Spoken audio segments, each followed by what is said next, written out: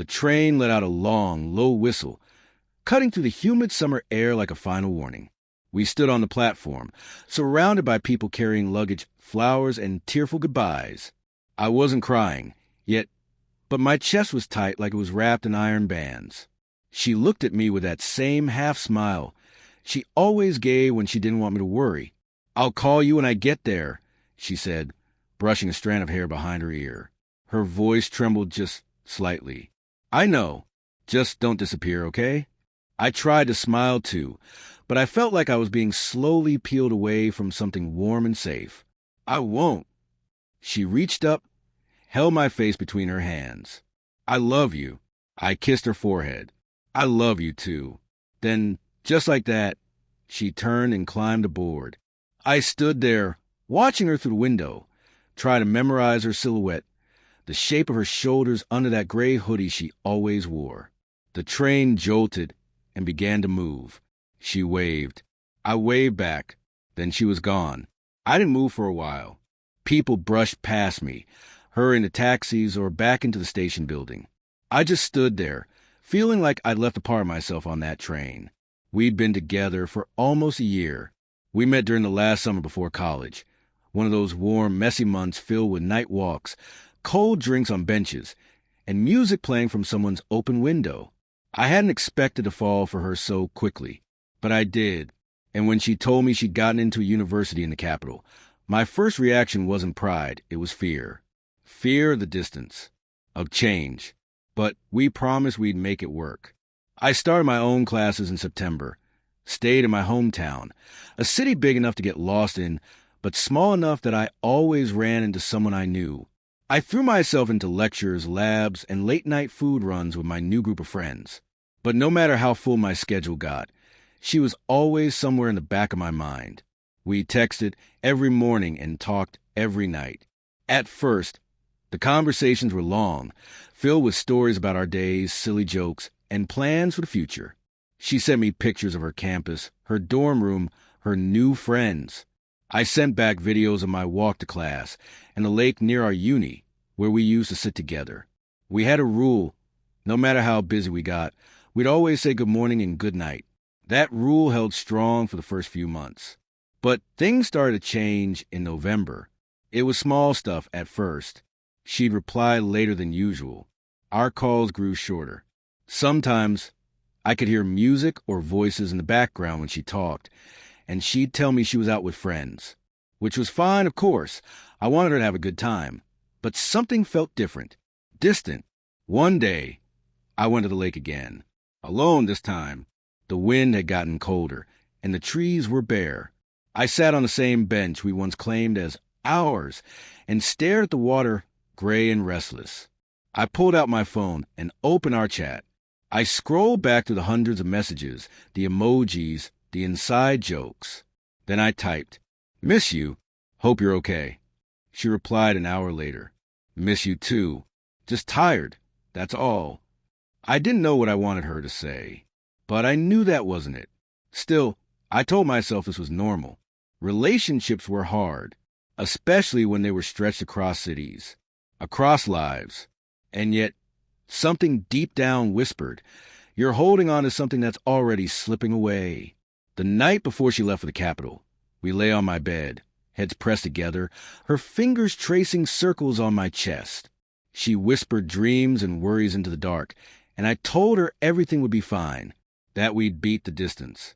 I believed it, and maybe she did, too.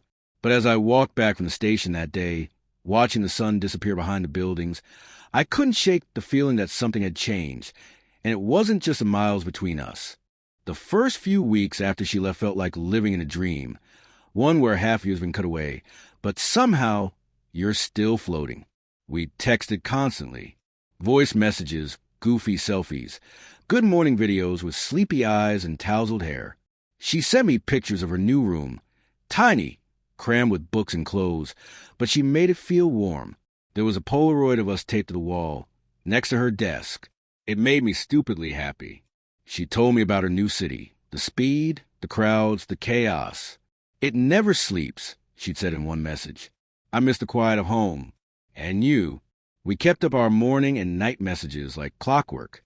No matter what happened, we had those, our ritual. Sometimes we'd talk late into the night. I'd lie in bed, staring at the ceiling, listening to her describe her day, lectures, new friends, funny professors, terrible coffee. I'd tell her about mine, how I got lost on campus again, how my chemistry group couldn't stop setting things on fire, how my roommate kept stealing my snacks. It felt like we were still together, just stretched. But I started noticing little things. The calls got shorter. Her replies came slower. Some nights, she'd say she was too tired to talk. I understood, really I did, but the silences grew longer.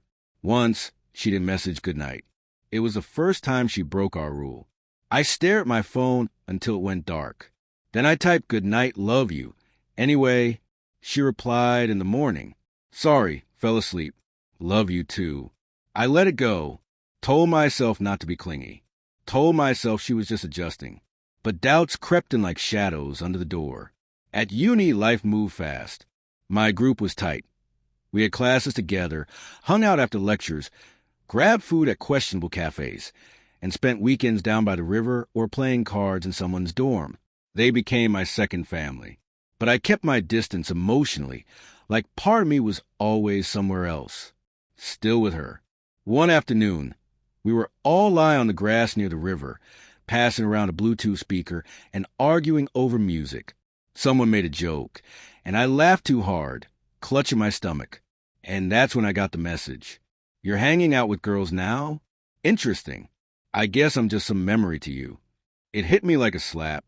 I sat up, heart pounding. I looked around. Yeah, there were girls in the group. Half of them. Actually, no one was flirting or anything. We were just friends. Laughing. Existing. I typed back. What? Who told you that? It's just the usual group. Nothing weird. Doesn't matter. People talk. People talk? What people? Who was watching me? Are you serious right now? Forget it. Just be honest with me next time. I wanted to scream. Instead, I took a breath and typed slowly. I've always been honest. Don't turn this into something it's not. She didn't answer for 2 hours. Then finally, sorry, I just miss you. I get paranoid. Ignore me. And I did. But something shifted that day. A crack. A question. If she really trusted me, would she jump conclusions like that? If she really missed me, why did it feel like I was the only one holding us together? Later that night, I told my roommate about it. He shrugged, took a bite of cold pizza, and said, sounds like she's projecting. Projecting what? I asked. He gave me a look. You know what? I didn't want to know. I didn't want to believe it. Instead, I doubled down. Sent her a voice note with my best impressions of our professors. Made her laugh. We talked about winter break. How she might come home. How we could go skating. How everything would be okay once we were together again. But the silence kept returning, stronger each time. One night I asked her directly, are we okay? She replied, yeah, why? I just feel like something's different. It's just stress. I promise. I love you. I wanted that to be enough. And for a while, I pretended it was. Life had its rhythm. Mornings meant cold showers, rushed breakfast, and half-asleep lectures in rooms that smelled like old projectors and floor cleaner. Afternoons were for coffee, lab work, and dodging questions you hadn't read the answers to. Evenings were where everything happened. Laughter, chaos, and that strange magic only a group of half-broke, overstressed students can create. I was part of a small circle in my department. 7 of us in total, always together. We weren't the cool crowd, but we had our own charm. Sasha, who talked a mile a minute and kept 10 different snacks in her bag. Timur, the quiet one who aced everything without trying. Dasha and Lena, best friends who spoke in code and always sat on windowsills like they were born there. Oleg, who made playlists for every emotion, and Artyom, my roommate, who treated life like a long, absurd joke. We spent hours in the campus library, not always studying. Sometimes we just sat there, sharing headphones, laughing at memes, eating sunflower seeds like rebels. It was peaceful in a chaotic kind of way. But no matter how much fun I had, I always checked my phone, always waited for her name to light up the screen. We had group study sessions near the river when it was warm. The embankment wasn't much, some benches, cracked pavement, and a few trees, but it was ours. We'd sprawl out with our backpacks as pillows, textbooks we barely touched, and cheap coffee from the machine on the third floor of the library building. One day in mid-October, we skipped class and ended up there again. The sun was low, golden, and warm enough that we could pretend winter wasn't coming. I lay back, listening to someone play a bad remix on the speaker. Lena threw popcorn at me for stealing her hoodie. It was one of those rare, quiet moments where everything feels okay. That evening, I got a voice message from her. Her tone was sharp, clipped. "You're just out there hanging with girls now, huh? Lena? Dasha? Who else?" I froze. I listened to it again. Her voice wasn't curious. It was accusatory. I messaged back. "It's just my group, the same people you've seen in pictures." No reply. The next morning, she still hadn't answered.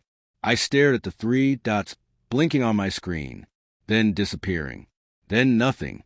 I went to class in a fog. At lunch, I told the group what happened, half joking, trying to sound casual. I got scolded last night. I said, "Apparently, I'm not supposed to sit near you guys anymore." Sasha laughed. "Jealous much?" But then Timur looked up from his tray. "Wait, your girlfriend? Isn't she the one we saw here last week?" I blinked. "What do you mean?" "She was on the embankment, with some guy, holding hands." "You weren't with her?" I stared at him. "She didn't tell me she was in town." Dasha frowned. "They almost walked past us. I thought maybe you two broke up." My stomach dropped. The world suddenly felt too loud. "No," I said, "we didn't." But in that moment, I realized something ugly. She had been here. She hadn't told me, and she hadn't been alone. I tried to stay calm. I messaged her that night, careful not to sound angry. "Hey, were you home recently?" She took hours to reply. "Just for a weekend. It was last minute." "Why didn't you tell me?" "It was family stuff. Didn't want to make it complicated." "Were you with your ex?" No answer. Then finally, "I didn't plan for you to find out like this." That was it. No denial. No explanation. Just that.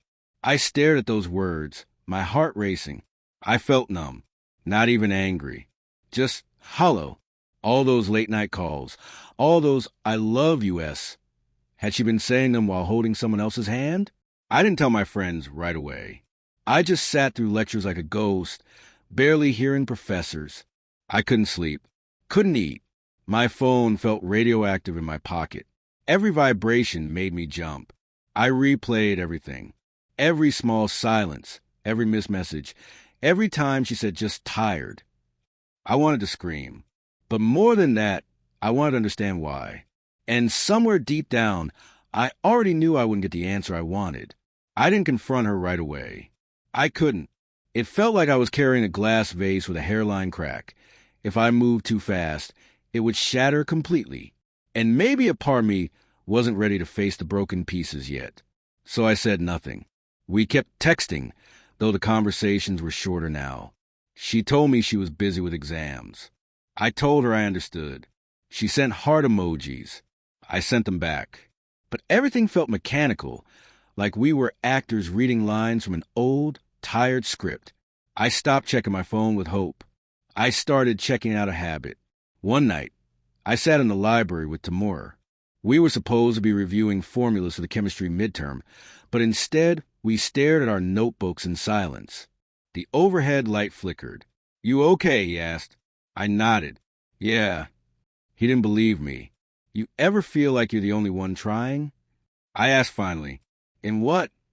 "In anything. A relationship, a friendship, school, life." Timur shrugged. "People only give what they can. Sometimes what they give just isn't enough." I don't know why, but that hit me hard. I stared at the blank page in my notebook, the pen still in my hand, unmoving. I realized I had been holding on to someone who had already let go. She called me that weekend. Her voice was soft. "I miss you." I swallowed. "Do you?" There was a pause. What's that supposed to mean? You came home and didn't tell me. Another pause. Longer this time. I imagine her sitting on her dorm bed, staring at the wall, choosing her next sentence like a chess move. I didn't want to complicate things, she said. Too late. She sighed. I didn't sleep with him. I closed my eyes. That sentence shouldn't have even needed to exist. And yet there it was. I didn't ask, I said. I saw him, okay? We talked. I was confused. Confused. That word sat like ice in my stomach. And now, another pause. I still love you, she said. But her voice was too soft, too unsure. I didn't reply. I just ended the call and stared at the ceiling. Love shouldn't sound like a question. For the next few days, I walked around campus like a ghost. My friends noticed, but they didn't push. Maybe they knew better than I did what was happening. Artyom said it plain one evening as we sat on the balcony, chain-eating sunflower seeds in silence. You gonna let her walk all over you, or what? She says she still loves me. She also said she was just visiting family. He shot back. So, which lie are you gonna believe? I didn't answer. You're better than this, he said quietly. But I wasn't sure I was. I started noticing all the ways I had changed. I stopped laughing as much. I stopped talking in group chats. I showed up to lectures late and left early. The one thing that still made me feel normal was playing basketball at night with the guys. Sweat, movement, focus. It was the only time I wasn't thinking about her. One night, after a game, I sat alone in the locker room. The echoes of bouncing balls and shouting long faded. I picked up my phone. There were no new messages. I opened our chat anyway. Scrolled. Stopped at an old voice note she had sent me on her first night in the capital. She'd been walking to the store and describing the street. There's a little bakery on the corner that smells like cinnamon. I wish you were here. I'd pull you into it and make you buy everything. She laughed then, this light, sweet laugh I hadn't heard in weeks. I closed the message, deleted it. I didn't cry. I didn't rage. But something inside me shifted. Not broken.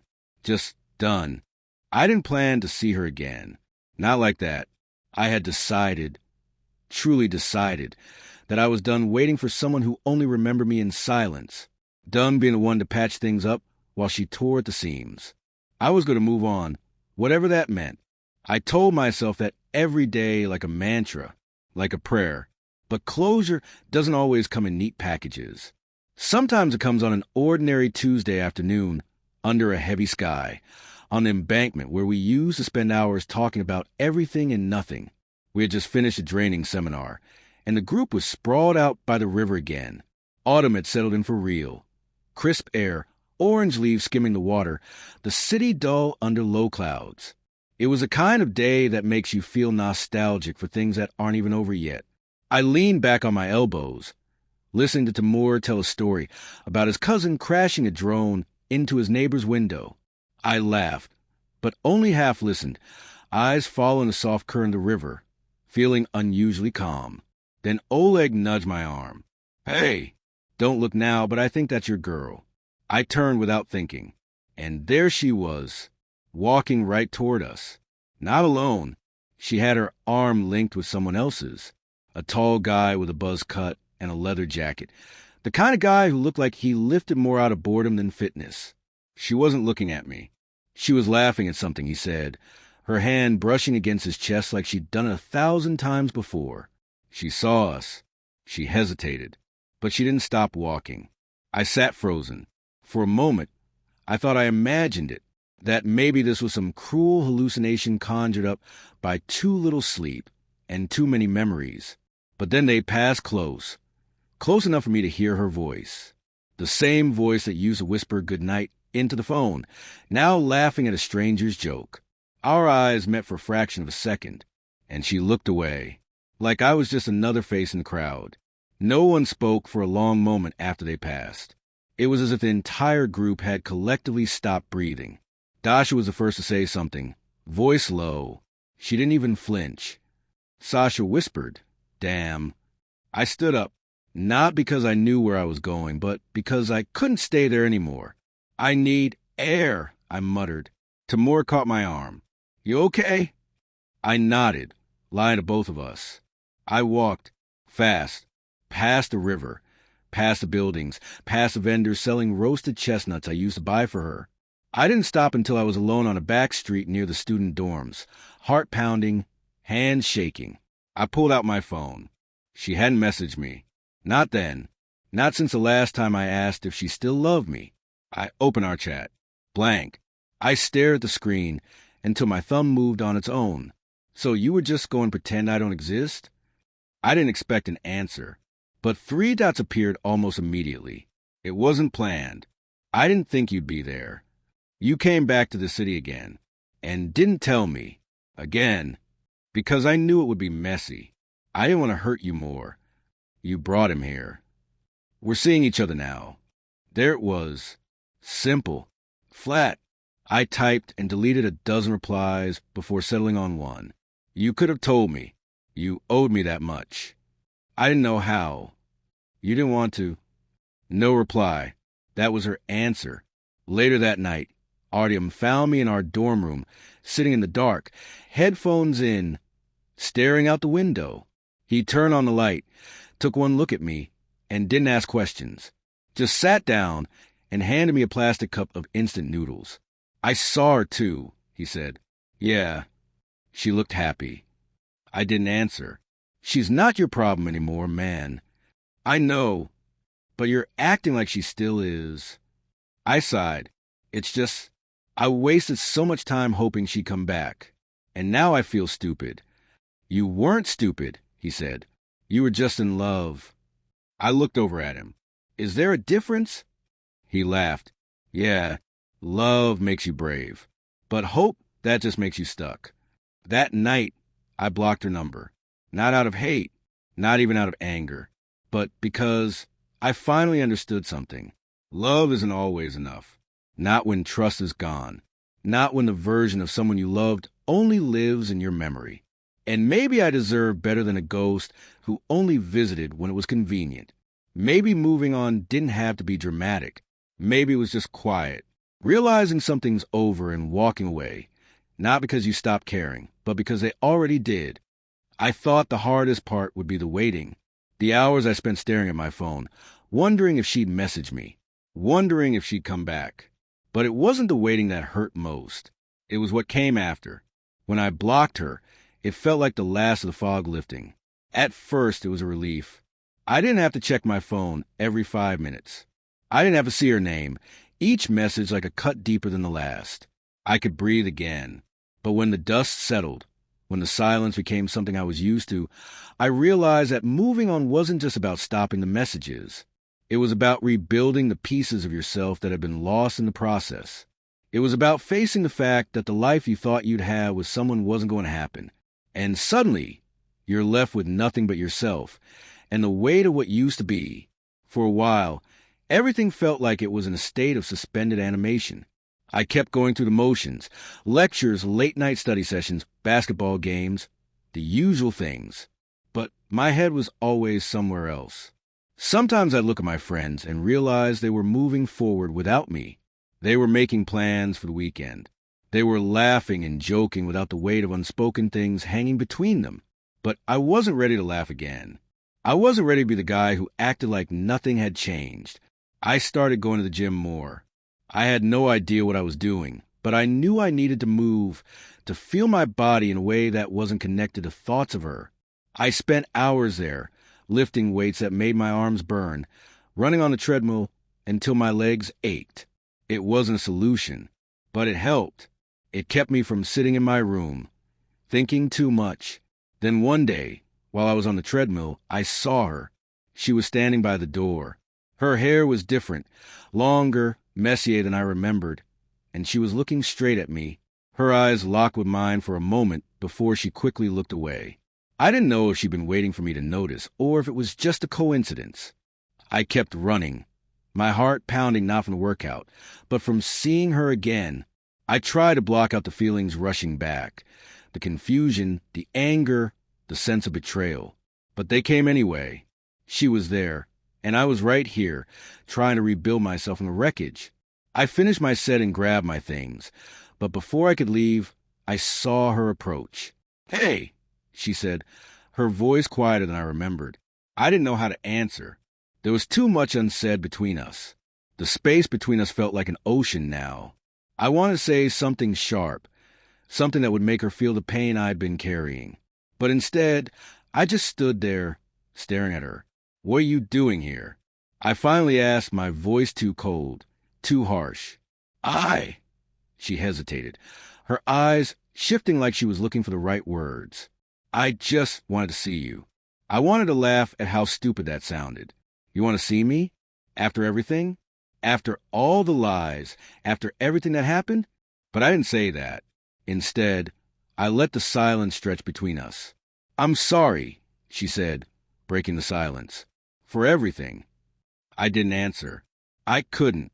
"You have every right to be angry," she continued. "I messed things up. I don't know what I was thinking, and I regret it. All of it." For a long time, I didn't respond. I just stood there, the weight of the situation pressing down on me. The old me, the one who had loved her so deeply, wanted to reach out. I wanted to hold her, to forgive her, to go back to the way things were. But that version of me was gone. Instead, I spoke slowly, my voice steady. "You can't just fix things with an apology." "I know," she whispered. I didn't expect it to be that easy. We stood in silence for a few more moments, neither of us sure of what to do or say next. She was right. I couldn't just forgive her. Not now. Not when everything had fallen apart in ways I didn't understand. "I've moved on," I said finally, almost surprised at myself. It was the truth, but it was also hard to say. To admit that I had let go, that I was no longer holding on to something that had stopped existing a long time ago. She nodded slowly, the disappointment in her eyes clear, but there was something else there, too. Something softer. "I'm glad you're okay." "I am," I said. "I'm fine." But I wasn't really fine. Not yet. It would take time. It always takes time. But I wasn't stuck anymore.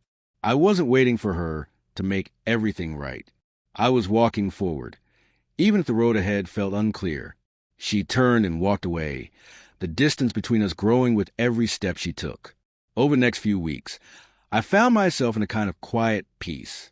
It wasn't perfect, but it was real. The weight of the past still lingered, but it wasn't crushing me anymore. Slowly, I started to notice things again, things that had nothing to do with her. My friends, my classes, the long nights spent talking about everything and nothing. Life was happening again, even without her. I realized that what had hurt the most wasn't the loss of her, but the realization that I had lost myself in trying to hold on to something that was never really mine to begin with. It was a slow realization that love, no matter how real it feels, can sometimes be the thing that pulls you under instead of lifting you up. And maybe, just maybe, I had been living in the wrong story for too long. But now, it wasn't a dramatic shift. I was ready to write my own. Not some cinematic revelation where the music swells and the world suddenly makes sense. It was slow, almost imperceptible, like the way the seasons change. How you don't notice the leaves turning until they're already on the ground. I still went to classes. I still hung out with my friends. I still went to the gym every day, running until my legs screamed at me to stop. But now, every time I walked past that same riverbank where I had seen her, I didn't feel a knot in my stomach. Instead, I felt nothing.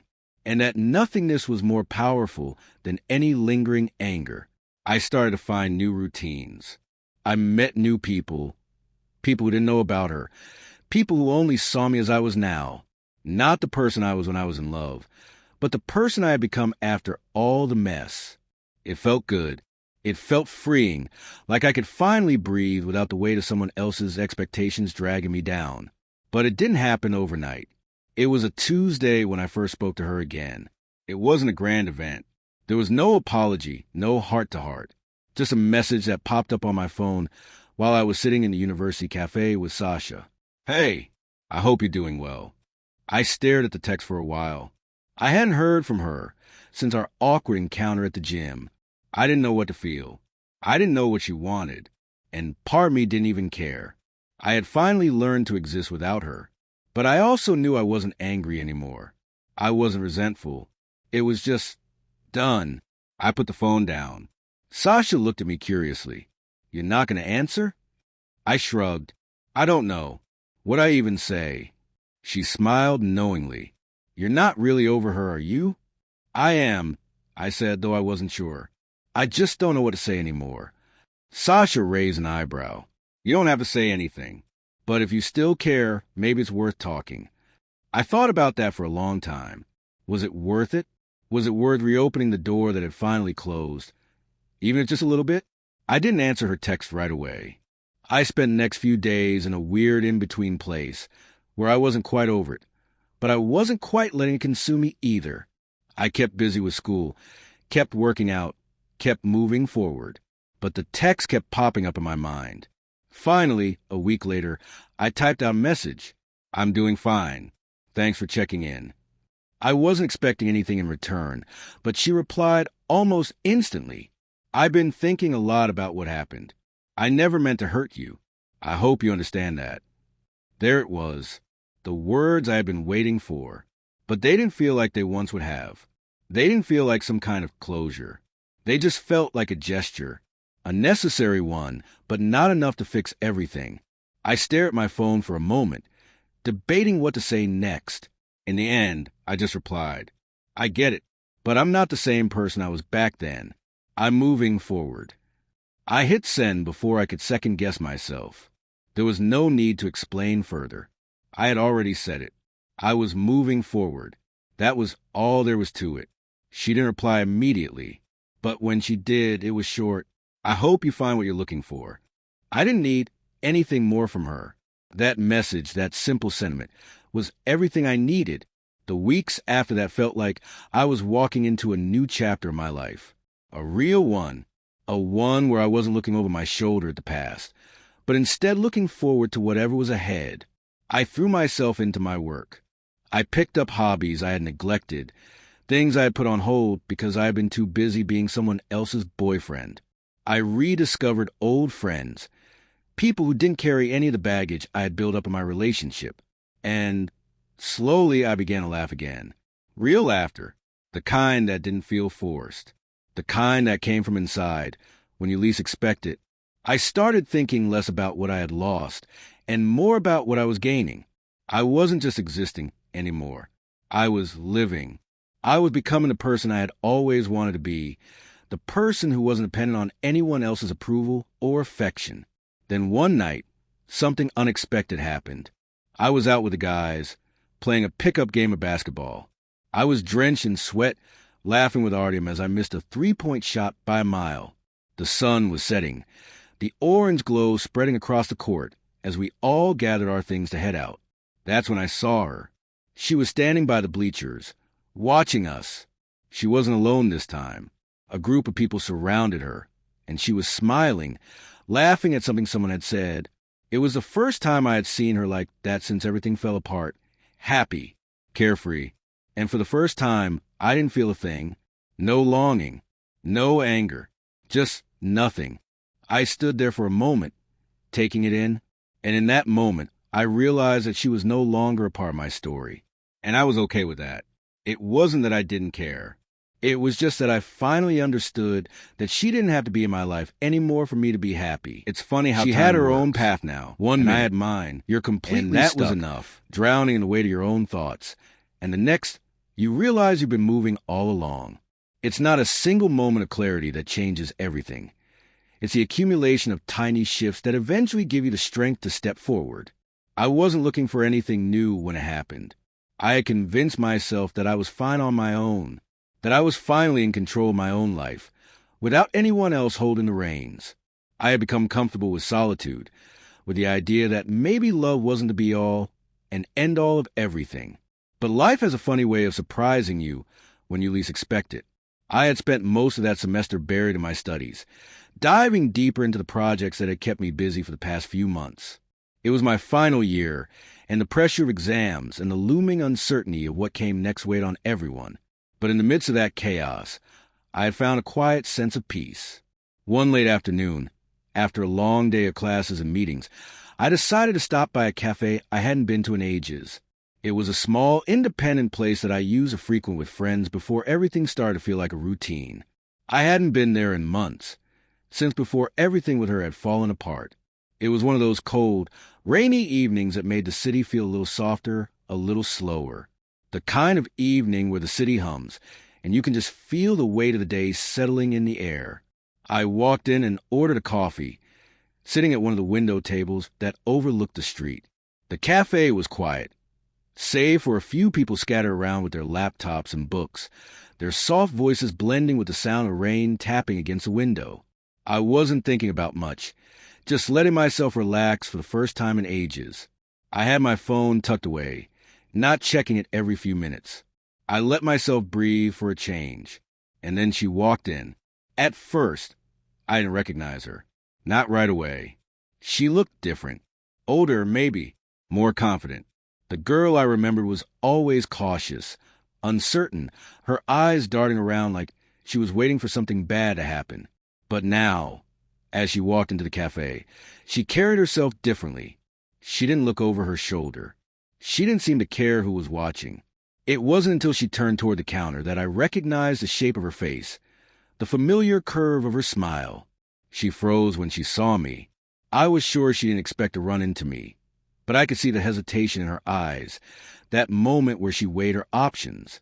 She could turn around and leave, pretend she didn't see me, or she could approach me, say something, anything, and see where it led. I wasn't sure what I wanted either. She took a step toward me, then another. The air between us felt different now. It wasn't heavy with expectation, and it certainly wasn't tense. It was just neutral. "Hey," she said, her voice soft but steady. "Hey," I replied. I felt strange, like we were both pretending everything was fine when we both knew it wasn't. There was a long pause. Neither of us knew where to start. "I didn't expect to see you here," she said finally, sitting down across from me. "Yeah, me neither," I answered, not quite sure what else to say. "How have you been?" She looked up at me, studying my face as though searching for the version of me she once knew. But I was different. She could tell that. I could tell that. "I've been good," she said. I've been trying to figure things out, you know? Life after everything. It's not easy." "I get it," I said, nodding. I was tired of explaining myself, tired of explaining to her, to anyone, why I felt the way I did. But somehow, it felt different now. There was no bitterness left in me, no unfinished anger. There was just understanding. "I'm really sorry for everything that happened," she continued. "I don't expect you to forgive me. I needed to say it." "You don't need to apologize anymore," I said. "I've already moved on." There it was. The truth, plain and simple. She didn't need my forgiveness. She didn't need anything from me anymore. And I didn't need anything from her. She nodded, her eyes a little softer now. "I'm glad you're doing okay." "I am," I said, and for the first time in a long time, I believed it. We talked for a while, more casually now, like two people who had shared something significant and had now accepted that it was over. She told me about her life, the things she was doing, the new people she had met. She seemed content, maybe even happy, and it was strange to feel genuinely happy for her. When we finally said goodbye, it was without any of the awkwardness I'd expected. No lingering tension, no regrets. Just a quiet acceptance of the fact that we had both moved on. The next few weeks were a blur. Life was picking up pace again, faster than I could keep up with. I threw myself into my thesis, and graduation was looming closer than I wanted to admit. But there was a new clarity in my life now, a kind of lightness that had been missing before. I wasn't afraid anymore. Not of being alone, not of failing, not of what came next. I met new people. Some I became close friends with. Others were just there, passing through like everyone else. And that was okay. One evening, a few months later, I found myself sitting at that same cafe, now with a new group of friends. I wasn't thinking about her anymore. I wasn't thinking about anything except the conversation unfolding in front of me. And for the first time in ages, I felt ready to embrace what was coming next. Not because I was over everything, but because I had learned to live with it. I had learned to live without needing anything or anyone to complete me, and that I realized was the beginning of something new. Letting go was never easy for me. For months, I had clung to the idea of who I thought I was supposed to be, who I thought I had to be for other people, for her. I had built my identity around someone else's needs and desires, around a version of love that I had imagined would never fade. But I had learned the hard way that love doesn't stay the same forever. People don't either. And that's okay. Letting go wasn't just about saying goodbye to her. It was about saying goodbye to the parts of myself I had lost in the process. The person who I thought I was, the version of me that had been defined by someone else's love. The person who was afraid of being alone, afraid of standing on his own feet. That person had to go. It was a cold evening when I finally admitted to myself that the hardest part of moving on wasn't about forgetting her. It was about forgiving myself for allowing things to drag on longer than they should have. I had spent so much time trying to understand why it hadn't worked, why she had left, why we had both ended up so hurt. But in the end, the real question was, why had I stayed? Why had I let myself become someone I didn't even recognize? The answer wasn't simple, but it was clear. I had been afraid of change. I had been afraid of what life would look like without her. I had held on to the idea of what we were, even when it no longer fit who I had become. But once I started letting go, I began to see the world differently. Things were clearer now. The weight I had been carrying for so long, the baggage of old emotions, began to lift. The past didn't disappear, but it no longer controlled me. I could breathe again. I started taking walks in the evenings, sometimes along the riverbank where I had once sat with her, other times through unfamiliar streets I hadn't noticed before. Each walk felt like I was shedding another layer of who I had been, moving farther away from the person who had been lost in the relationship. I wasn't running from my past. I was simply letting it be, letting it exist in the past where it belonged, not dragging it with me into the future. One evening, as I was walking to the park, I saw a couple sitting on a bench, sharing a quiet conversation. They were smiling, their heads bent close together, lost in their own world. I stopped for a moment and watched them, and for the first time in ages, I wasn't jealous. I wasn't angry. I didn't feel empty. I just felt content. The old me would have wondered if I would ever find that again. The old me would have looked at them and thought, what if that's never going to be me? What if I'll always be alone? But the new me just smiled and kept walking. I wasn't searching for anything anymore. I wasn't waiting for someone else to make me whole. I was whole on my own. The real breakthrough came when I met someone new. It wasn't like the movies. There was no moment of instant connection, no lightning bolt of attraction. It wasn't about the grand gestures or the overwhelming feelings of love that I had imagined for so long. It was quieter than that. Her name was Maya, and she was different from anyone I had ever met. She wasn't trying to fix me. She wasn't trying to be someone else's idea of perfect. She was just herself. And somehow, that was exactly what I needed. We met in a bookstore, of all places. I had stopped in to kill some time before meeting a friend for coffee, and she was browsing the same shelf I was. We bumped into each other, literally. And as we both reached the same book, we laughed awkwardly, apologizing at the same time. I don't know why, but there was something comfortable about her presence. We started talking, then about books, then about life. It felt like one of those conversations that had been waiting to happen, not forced, just natural. We exchanged numbers, and a few days later, we went out for coffee. I wasn't expecting anything out of it. I didn't need to find the one. I wasn't looking for anything to fill the hole I thought I had inside me. I was just open, and that was enough. Maya wasn't perfect. She had her own flaws, her own fears. But she didn't ask me to carry her burdens. And I didn't ask her to carry mine. We were just two people getting to know each other. And for once, that was enough. As time passed, I found myself thinking less about the past, less about her, less about the person I used to be. The more I let go, the more space I created for new experiences, new relationships, and a new version of myself. I began to realize that the real freedom wasn't in letting go of the past. It was in giving myself permission to embrace the present, without fear of what came next. I wasn't perfect. I wasn't healed, and maybe I never would be, but I was growing, and that was all I needed to know. Maya and I continued to see each other. I wasn't sure what would happen, but I wasn't rushing to figure out either. I was content in the moment. For the first time in a long time, I wasn't scared what the future might hold. I was finally okay with not knowing. And for the first time, I understood that it wasn't the relationships that defined me. It was how I chose to live, how I chose to face each day, how I chose to let go of what didn't serve me anymore. And that was enough. It's strange, you know? How you can spend so much time thinking you know exactly where you're going, only to realize one day that the path you've been walking wasn't the right one at all. That the real journey wasn't about reaching some final destination, but about all the little steps that led you to a place you never expected. I had spent so long looking for the answers outside of myself, for something or someone to fix what I thought was broken.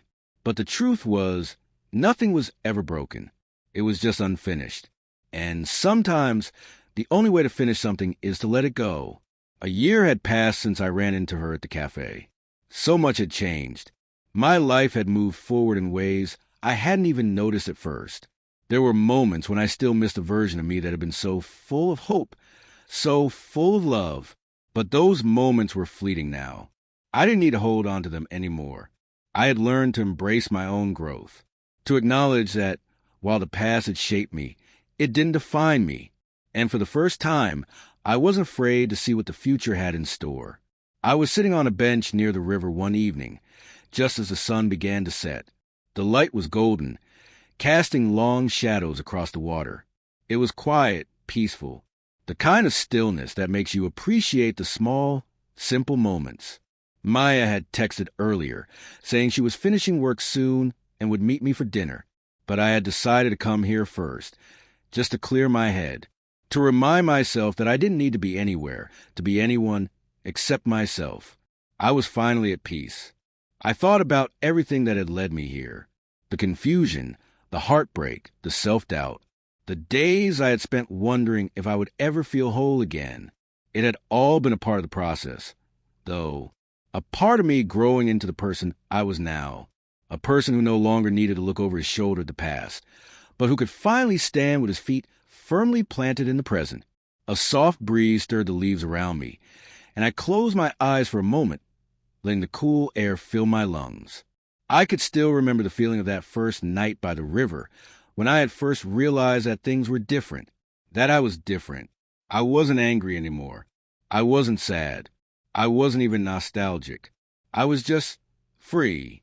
When Maya arrived, she found me in the same spot, watching the ripples on the surface of the river. She sat down beside me without a word, her presence quiet but familiar. We didn't need to say anything at first. We both knew what this moment meant. "You look at peace," she said after a while, her voice soft but knowing. "I am," I replied, turned to smile at her. I've finally figured out that it's okay to be here, to just be, without trying to figure everything out.